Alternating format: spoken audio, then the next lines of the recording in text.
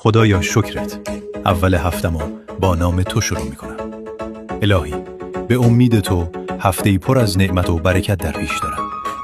خدایا شکرت که در تک تک ثانیه های این هفته قلباً سپاسگزارم و آماده پذیرش فراوانی و هدایای الهی هستم.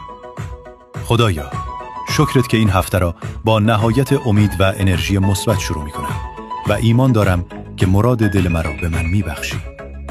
خدایا شکرت که در این هفته همیشه همراه من هستی و مسیرهای بهتری را برایم آشکار میکنی. خدایا شکرت که از ابتدای این هفته تا آخر هفته هر روز با خبرهای خوش و دلگرم کننده از خواب بیدار میشوم. خدایا شکرت که امروز و هر روز آغوش من برای معجزه‌های خارق العاده باز است. خدایا شکرت این هفته به لطف الهی همه چیز بر وفق مراد پیش می رود و دلم پر از آرامش است. با احساس عالی بنویس. خدایا شکرت این هفته بهترین ها در صف ورود به زندگیم هستند.